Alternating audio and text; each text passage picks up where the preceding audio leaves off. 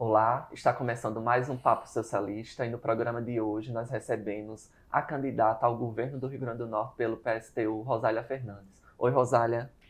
Olá, Tiago. Olá, vocês que estão nos assistindo no Papo Socialista. Rosália, para a gente começar aqui a nossa conversa, conta um pouco para a gente de onde é a sua família, onde você nasceu. Então, quase todo mundo pensa que eu sou de Mossoró, mas eu nasci em Marcelino Vieira, uma cidadezinha pequena do Alto Oeste, é Potiguar, né, que fica na Tromba do Elefante, entre Pau dos Ferros e Alexandria. Mas a gente saiu de lá muito cedo, a gente chegou em Mossoró, né, com minha família, meus pais, acho que eu tinha 5 anos de idade. Então, toda a minha vida, né, de estudante, o primário, segundo grau e faculdade, né, foi em escola pública, né? E aí a gente teve toda essa vida lá. Fiz o curso técnico profissionalizante, né, o auxiliar de enfermagem, que é na época, e depois eu ingressei no curso de serviço social, que na época era a FURN, que hoje é a UERN, que não era uma universidade estadual, era uma espécie de uma fundação, mas que a gente tinha que pagar uma mensalidade. Não tinha uma universidade pública em Mossoró. Mesmo tendo a ESAM, que hoje é a UFERSA, também não era totalmente pública. E aí foi isso, né? A gente teve toda a nossa vida lá, digamos, de movimento, de estudante, de universidade, de trabalho. Então, toda essa relação, digamos assim, minha é de Mossoró. Eu acho que é por isso que algumas pessoas acham e dizem que eu sou de Mossoró, porque foi lá onde a gente começou tudo, né? Uhum. A questão da militância, tanto é política quanto é sindical, até vir para Natal. Como foi o início da sua militância política? Foi lá em Mossoró, no movimento estudantil? Como que iniciou? Então, eu mesmo tendo feito o curso de auxiliar de enfermagem, mas quando eu fui fazer a opção de curso, eu entrei no curso de serviço social, né? E assim, era um curso, digamos assim, muito mais politizado, né? E aí a gente tinha diversos professores, inclusive disciplinas que despertava essa questão, digamos assim, do mundo hoje, como é que se diz, a sociologia, ensinos, né, dos problemas brasileiros, EPB, enfim. E aí eu entrei no centro acadêmico de serviço social, que nesse período foi onde, digamos assim, se desembocou mais as lutas pela estadualização da universidade, né? Porque naquela época tanto os centros acadêmicos como os professores, né, os estudantes e o próprio EDCE, a gente lutava por uma universidade pública, né? Porque, ou seja, os alunos tanto tinha muita dificuldade, como também os salários dos professores era uma miséria, né? Os professores tinham salário muito baixo mesmo. Então, assim, inclusive nós viemos para atos aqui em Natal, né, que foi a grande luta, digamos assim, pela a sua estadualização, e que é com isso a UERN, que é hoje a UERN, né, a gente ainda estudou lá 2 anos como já uma universidade estadual. E aí, digamos assim, eu estudava, mas também trabalhava, né? Eu, no segundo ano de faculdade, foi no período, digamos assim, que foi inaugurado o hospital, que é o Tarcísio Maia, que na época era o Tancredo Neves, em homenagem, né, ao presidente que morreu. Então, quando o hospital foi inaugurado, na época do governo José Agripino, então a gente começou a trabalhar lá. E era assim, muito... como é a vida da classe trabalhadora, né? Digamos assim, a gente estudava durante o dia. Nos últimos períodos ficou mais intenso, né? Porque era aula de manhã, estágio à tarde e plantão à noite, né? Porque, digamos assim, era essa roda viva. E aí a gente, como é que se diz, tinha o curso, ou melhor, a gente era auxiliar de enfermagem, que hoje é o técnico de enfermagem. Terminei a faculdade e depois teve o concurso público e com isso a gente já foi assumindo, como é que se diz, como uma função de assistente social no Hospital Tarcísio Maia. E nesse meio aí já vieram as lutas, né? Ou seja, como a gente já participava do movimento estudantil, os governos, ou seja, naquela época eles atacavam, né, os trabalhadores, né? Então, assim, a gente não tinha ainda o Sindicato da Saúde, mas assim tinha as lutas que eram unificadas com outros trabalhadores, né? A gente fazia geralmente as assembleias unificadas, digamos assim, nos clubes grandes lá em Mossoró. Eu participei do congresso que fundou o Centro de Saúde, né? Mas antes teve outros congressos na faculdade de enfermagem, mas eu participei do congresso de fundação do Centro de Saúde, que foi aqui em Natal, os congressos eram aqui em Natal, né? Que foi na Fierne.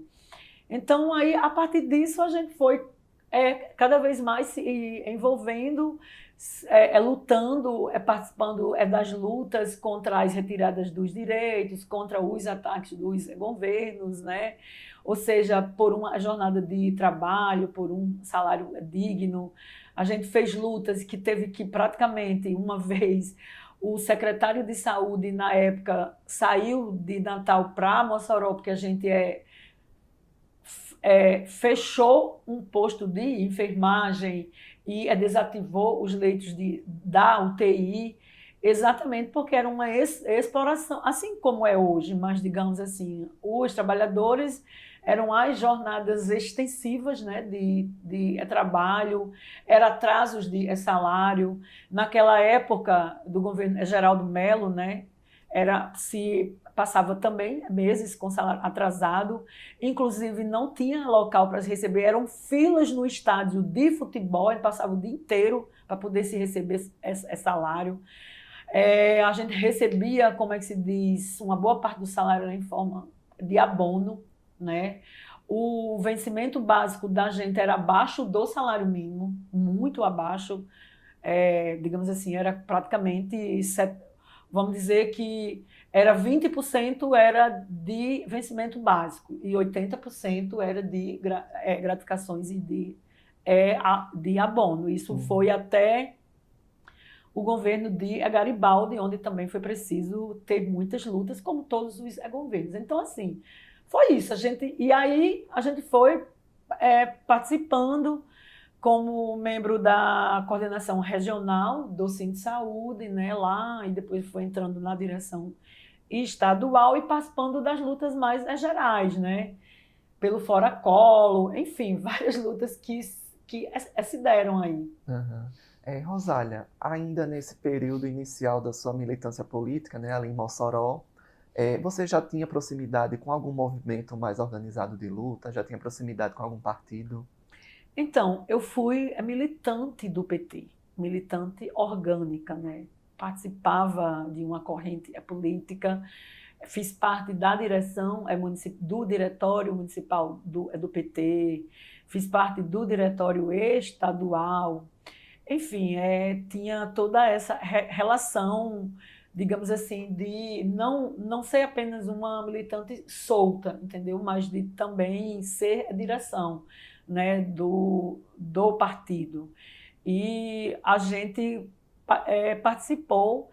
Nessa época, a gente já fazia algumas críticas, né, a corrente que a gente fazia parte, digamos assim, naquela época, era uma corrente mais à esquerda, hoje não existe corrente à esquerda dentro do PT. Qual era essa corrente? Era a DS, a Democracia Socialista, né?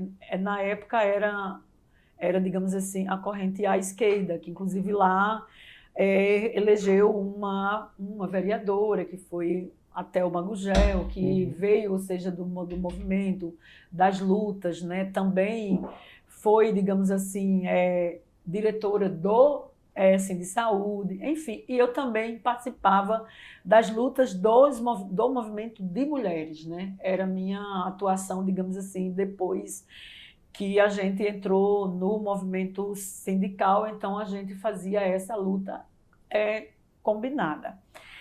E a gente também fez parte da direção da CUT, né? Como direção estadual e também da executiva estadual aqui em Natal, por 2 mandatos, até depois a gente chegou a romper no ano de 2002, acho que foi 2002, foi no período da reforma da Previdência. Sim, então foi em 2002 nesse período que você começou a romper com o partido, com o Não, PT? não. Eu vim para Natal no final de 1999. Vim em 1999. Acho que em 99. E com a participação aqui, vendo mais de perto, a crise, digamos assim, a indignação, a insatisfação, ela, na verdade, aumentou, né? Vim para onde eu participei de um encontro do PT, onde eu, inclusive, fiz falas duras e críticas à direção. Então, a partir daí, digamos assim, foi um caminho, né? E, digamos assim, a minha militância junto com os companheiros e companheiras no Sim de Saúde, que eram do partido, e também na CUT, que era do PSTU, digamos assim, isso fez com que me aproximasse, digamos assim, mais da política, no sentido de, digamos assim, do que era, né? Ou seja, a independência política no que diz respeito a um partido político, um programa classista, né? E de independência. Então, a partir disso, no final de 99, exatamente, em dezembro de 1999, eu rompi com o PT, saí. Eu era da executiva estadual da CUT, eu era secretária-geral da CUT. A gente entregou o cargo, né, porque a gente estava lá como uma corrente do PT, então a gente compreendia que não era certo a gente está continuando como membro da executiva da CUT se a gente estava lá, ou seja, numa chapa eleita nessa composição, numa corrente política do PT. E a partir do momento que a gente tinha saído, então não tinha como a gente estar lá. Então a gente entregou o cargo para a composição política, e aí a gente ficou fora da executiva na época, né? Mas o PSTU ainda continuou na CUT até o período depois que rompeu, que foi quando o governo Lula assume o poder, né? Isso devido à sua política. Rosália, você conheceu o PSTU já aqui em Natal ou em Mossoró? Você já tinha contato com as ideias? Conhecia algum militante? Como que foi essa sua aproximação com o PSTU? Não, eu tinha ideia, eu comprava os jornais do PSTU, né, porque tinha militantes da saúde, digamos assim, que era do partido, né? Então a gente participava, digamos assim, a gente contribuía com o jornal, com as campanhas, né, financeiras que o PSTU fazia e faz, né? Porque é partido que tem independência política. Então, digamos assim, a gente tinha acordo com as ideias, mas acontece que em Mossoró não tinha o partido, não tinha o PSTU, né? E eu tinha essa vontade de vir morar aqui, né? De vir para Natal. Então, tanto que com pouco tempo que eu chego aqui, que eu me aproximo mais, né, da política, das pessoas, e a conviver, né, de fato, tanto no que diz respeito a conviver mais de fato, digamos assim, com o PSTU, mas é também de conviver mais no dia a dia, como o PT estava se encaminhando, porque cada vez mais ia se aumentando a sua política de direitização, né? As suas, como é que se diz, aliança, as suas unidades. Então, era uma coisa que, digamos assim, ao mesmo tempo que me distanciava do PT por causa da política que ele aplicava, eu sentia pelo meu espírito e a minha militância a necessidade, ou seja, de militar e de me aproximar de uma outra corrente e de um outro partido que tivesse a ver, digamos assim, com o que a gente acreditava, né? Então foi isso, esse foi o passo. Aham.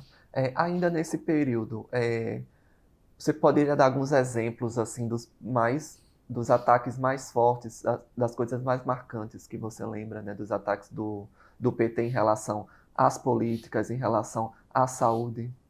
Não, então, antes disso, assim, uma das coisas que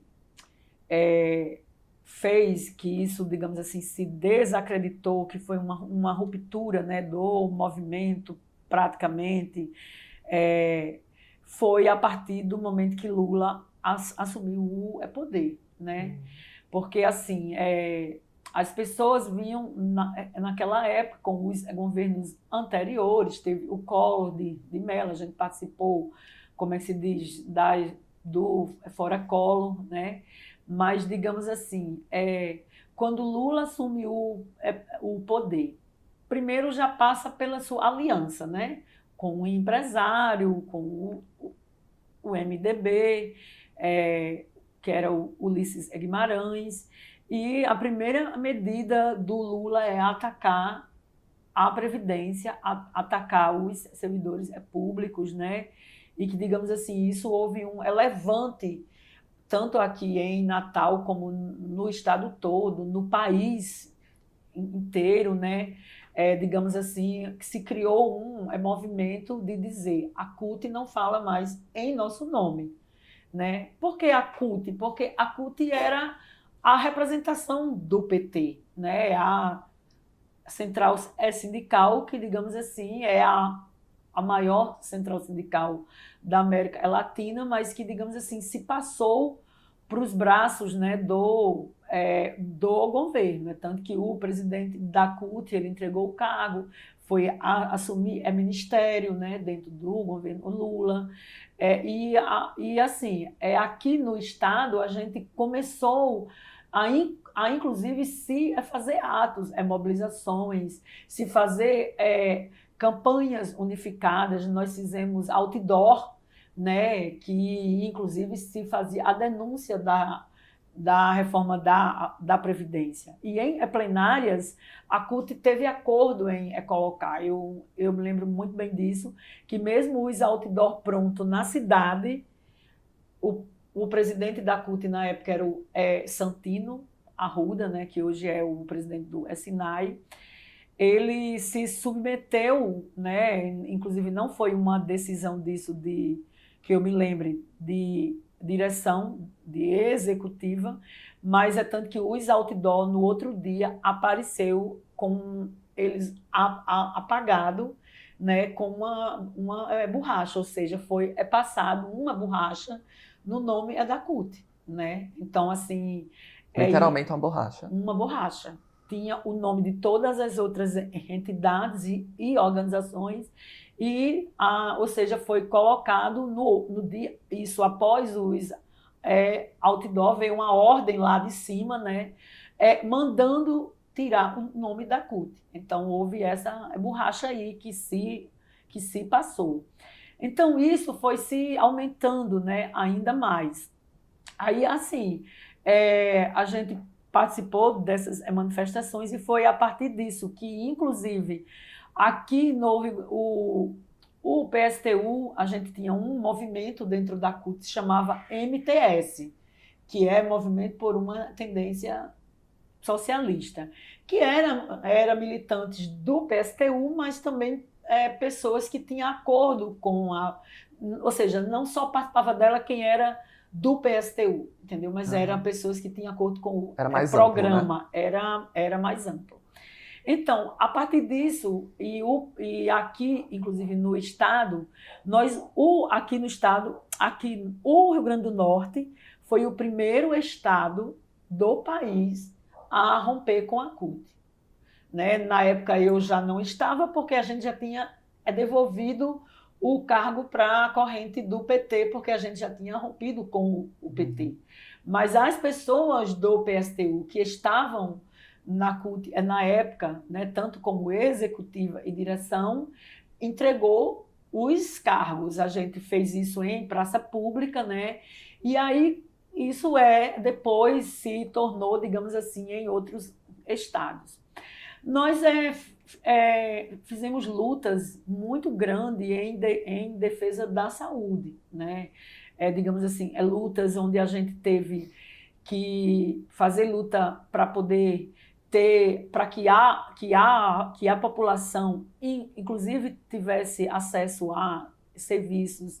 Eu fui muito perseguida em Mossoró, eu fui transferida, como é que se diz, do Tarcísio Maia, porque a gente fazia uma luta muito grande lá, como inclusive a gente já colocou aqui, de se fechar serviços, de se reduzir, porque era um alto grau de exploração e com isso, assim, a gente entrou em atos, digamos assim, no dia 30, porque em Mossoró tem 2 desfiles que são tradicionais. Tem o dia 7 de setembro, que é durante o dia, que isso tem, né, no país inteiro, e tem o dia 30 de setembro, que é conhecido, né, como a data da abolição da escravatura em Mossoró.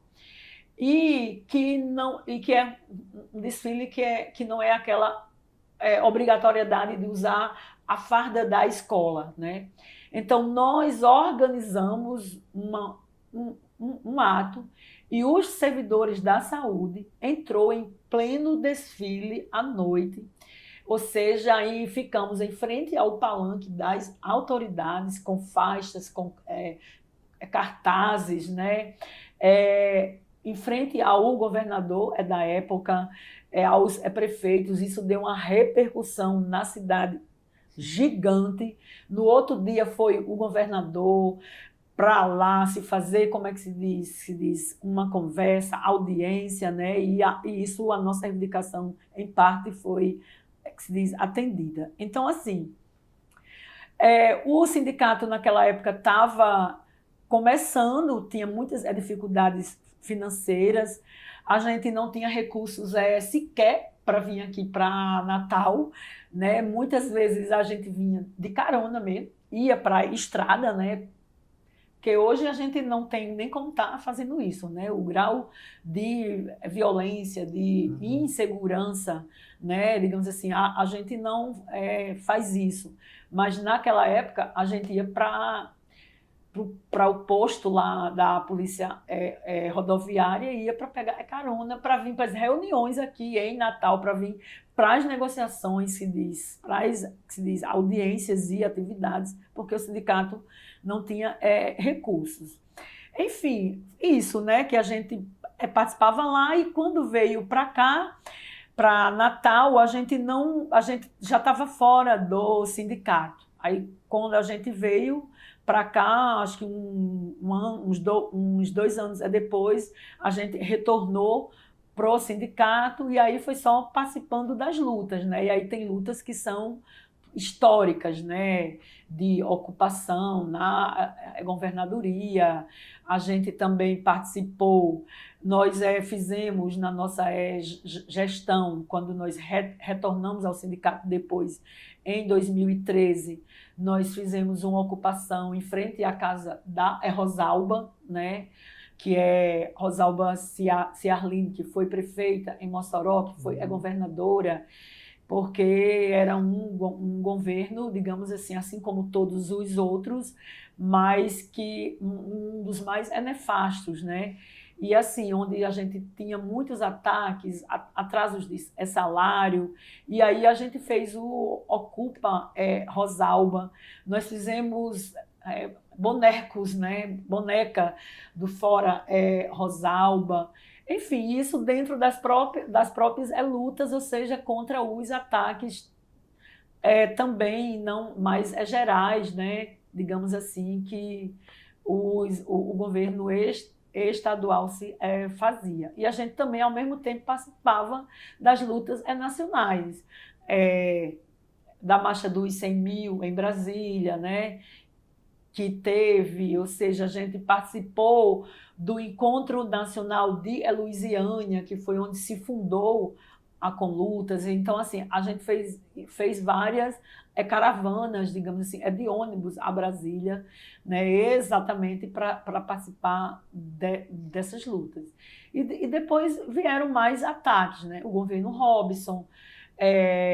Nisso, o Sindsaúde, a gente também construiu essas lutas, tantas lutas nacionais, e aí, dentre elas, os ataques do governo Dilma, as mobilizações da Copa do Mundo, né, que a gente dizia que na Copa vai ter luta, porque de fato não tinha dinheiro para a saúde, para a educação, mas teve dinheiro para se construir, digamos assim, estádios, né, que estádios hoje, digamos assim, que são que alguns estão até abandonados, e obras que sem nenhuma necessidade, como aqui a gente tem em Natal, uns viadutos que você sobe e desce na mesma rua, quando tem outras ruas, ou seja, sem fundamento nenhum. Então, assim, a gente participou dessas lutas, que foi fruto, ou seja, das lutas da Copa do Mundo, que o governo Dilma colocou aquela lei, aprovou aquela lei, que é a criminalização dos movimentos sociais, né? Então, assim, foram muitos os ataques. E aí, o Robson de Farias, que a gente também fez atividades, ocupações na Assembleia Legislativa, ocupação na governadoria, no planejamento, onde a gente saiu debaixo de spray, de gás de pimenta. Enfim, é toda uma luta, né? A gente foi, inclusive, detido participando de lutas, né? Das mobilizações, de greves. E uma luta muito importante que a gente coloca, né? Foi quando a gente conseguiu unificar o Fórum de Servidores no final do governo Robson contra os ataques, né, que naquela época o governo enviou para a Assembleia Legislativa um pacote de maldades que era várias reformas, era desde as privatizações, né, como da Caerne, a Potgás, como também o fim do adicional por tempo de serviço, que é o quinquênio, era a reforma da Previdência, muitos ataques. E assim, a gente impediu que os deputados eles entrassem na Assembleia, né? E que com isso, digamos assim, o desgaste e a luta naquele período, digamos assim, fez com que esses ataques eles não fossem implementados. Infelizmente, uma boa parte deles, como a reforma da Previdência, o governo Fátima fez, inclusive em plena pandemia, agora em 2021, uma reforma muito cruel, que inclusive taxa os aposentados a partir de R$ 3.501, né? Pior do que a do Bolsonaro, que é acima do teto do regime geral da Previdência, que é quase R$ 7.000. Sim. Rosália, você hoje é candidata, né, ao governo do estado junto com a professora Socorro, né? A Socorro é sua vice. Você já foi candidata a outros cargos, não é isso? Isso. Nós fomos candidata a deputada estadual em 2012, né? E nós fomos candidata a prefeita em 2016 e que o candidato na época era o Carlos Eduardo Alves, que hoje está se colocando aí como ao Senado. é um candidato que, inclusive, foi um dos piores, né? Um dos piores, porque teve vários outros, piores prefeitos que Natal já teve, perseguidor, de agredir grevistas, né? De ser péssimo para a população, de não se garantir os direitos. Ele deu uma política de continuidade, ou seja, das pessoas que ele aprendeu, né? Que foi a Vilma, que foi, como é que se diz, juntamente com a Micarla. E a gente foi também, disputou a prefeitura em 2020, com o atual prefeito. E é importante isso, porque tudo que a gente dizia na época, né, que o prefeito ele ataca os trabalhadores, que o Seturne, ou seja, que a STTU é um puxadinho do Seturne, né, que a gente dizia que as ruas, as ruas de Natal, a periferia, ou seja, esburacada, que não existe saneamento básico, que falta creche, tudo que a gente dizia, hoje a situação ainda está pior e as pessoas estão dizendo, é um dos piores prefeitos. Então, assim, foi, né, uma disputa à prefeitura, né, que a gente fez em 2016 contra Carlos Eduardo e em 2020. Agora, dentro de todas essas limitações, né? E em 2020, eu acho que foi uma das mais difíceis, porque além da limitação do espaço que a gente não tem, né, no espaço eleitoral, era numa pandemia, né, que onde as pessoas estavam, digamos assim, a gente inclusive fez a campanha, né, digamos assim, do lockdown, né, tanto o assim, de saúde entrou com uma ação pelo lockdown, tanto para a Prefeitura de Natal e o governo do Estado, mas tanto a governadora Fátima como o prefeito recorreram. E é tanto que a gente teve o número de óbitos, né, de mortes, ou seja, no Estado e na capital. Então, essas foram as duas candidaturas, assim, digamos, que a gente mais se empenhou, ou que, digamos, participou. E agora, ao governo do Estado, que é um desafio muito maior, né? Que é apresentar um programa não apenas para a capital, mas para o Estado todo. E que hoje a gente vive uma realidade muito mais cruel, né? É uma realidade onde a gente tem cerca de quase metade da população do Estado na linha da extrema pobreza. O Estado do Rio Grande do Norte tem pouco mais de 3.500.000 habitantes, 3.500.000 habitantes, e a gente tem quase 1,5 milhão que estão na faixa da extrema pobreza, né? Pessoas que ganham ali, nessa faixa, entre R$ 90 até R$ 430. Ou seja, pessoas que anoitece e amanhece que não tem o que comer. Aumentou as pessoas, ou seja, a população em situação de rua, né? Isso é no centro da cidade, nas periferias, as pessoas não têm onde morar, ficam debaixo dos prédios, né, dos tetos, nem sequer tem como é que se diz, as tendas ou uma para se, como é que se diz, se abrigar. Então, não existe nenhuma política por parte, né, do governo do PT, nem da prefeitura no que diz respeito a isso. É um Estado, é claro que a pandemia, digamos assim, ela aumentou isso, mas isso já vinha antes da pandemia.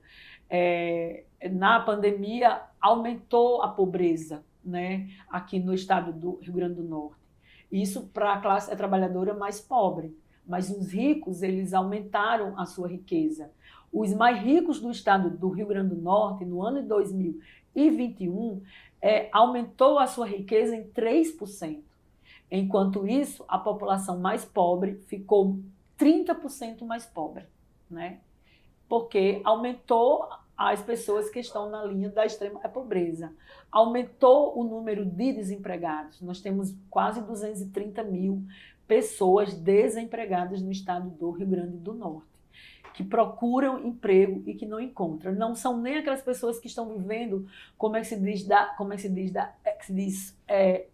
uberização. Não, são pessoas que estão sem renda nenhuma, certo? Que estão completamente desempregada. Aumentou a violência, o feminicídio, né? A violência às mulheres, os casos de estupro, de espancamento. Tanto que por dia no Rio Grande do Norte existe 8 pedidos de medidas protetivas, né? As mulheres vão às delegacias 8 por dia que vão pedir medida protetiva e que do seu companheiro, ex-companheiro, né? E assim, o feminicídio, a importunação sexual, que também cresceu bastante, o feminicídio. Nós estamos terminando o mês de agosto, mas nós temos mais casos esse ano de 2022 do que o ano de 2021, no mesmo período, inclusive quando as pessoas estavam mais presas dentro de casa, né, por causa da pandemia. Então, nós temos um Estado que é governado por uma mulher, né, que tem uma origem popular, a sua origem ela é inegável, mas que ela não governa para a classe trabalhadora. Mediante a gente ter tido esse crescimento das pessoas na linha da extrema pobreza, e a governadora Fátima não teve nenhuma política no sentido de amenizar, de mitigar, de criar uma política para poder diminuir esse quadro. Não teve uma política de geração de emprego, não teve uma política para se matar a fome. No mínimo, tem que dobrar a quantidade de restaurantes populares, que hoje são 56, né? Para 167 municípios. Então, a nossa proposta do nosso governo é dobrar essa quantidade de imediato, e que as pessoas que estão desempregadas e na linha da extrema pobreza, elas tenham isenção, elas não paguem, ou seja, a alimentação nos restaurantes populares, e também a distribuição de forma imediatista, né, enquanto a gente implementa o plano de obras públicas, a distribuição de cestas de alimentação. Então, essas são as nossas principais propostas, né? Que é o combate à fome, ao desemprego, né? É preciso, claro, que com isso ter uma política voltada ao campo, à agricultura familiar, e para isso ter uma política juntamente com Vera, presidente, né?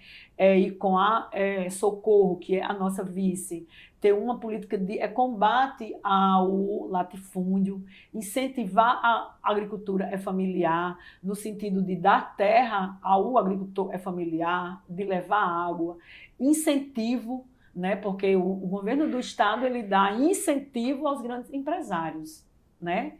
Isenção fiscal. Os grandes empresários não pagam impostos, eles são isentos, né?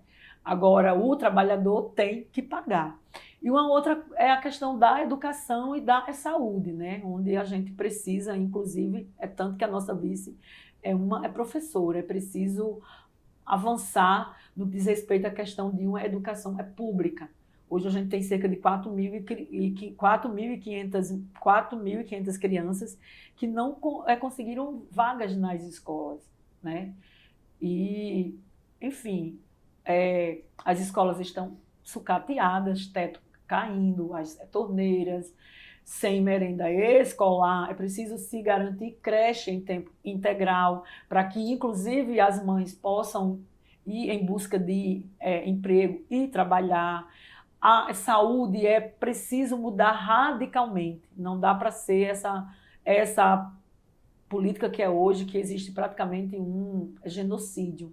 As pessoas morrendo porque não têm acesso a exames, não têm acesso a cirurgias, não têm acesso a leitos, são internadas, digamos, em cadeiras, em chão de hospitais, né? Porque existe uma política de desmonte que vinha em todos os governos, mas que a governadora Fátima também fez. Ela fechou hospital, ela fechou serviços.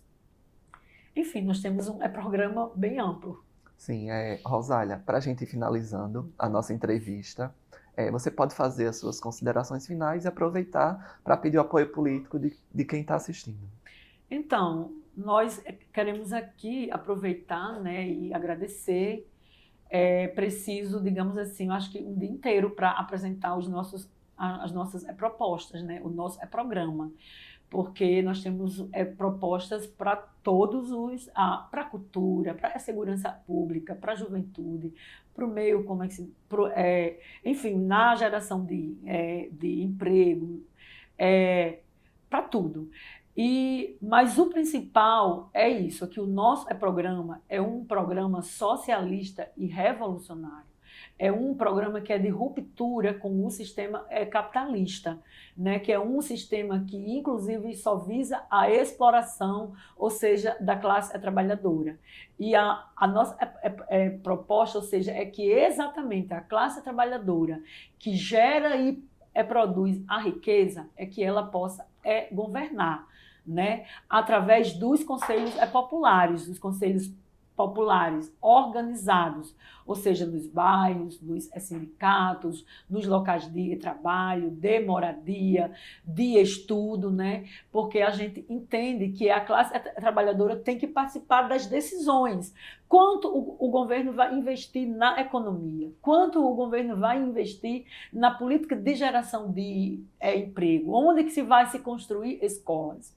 Não é Rosália, a governadora, é a população organizada através dos conselhos populares. Então, a gente quer aqui também aproveitar e pedir que vocês nos acompanhem nas redes sociais, tanto nossa, né, no Instagram, Rosália PSTU 16, na página do Facebook, no Twitter, mas também, ou seja, dos outros nossos candidatos, né? Que a gente tem candidato ao Senado, candidata Luciana para deputada estadual, Ana Célia para federal, mas que também o canal do YouTube do PSTU-RN.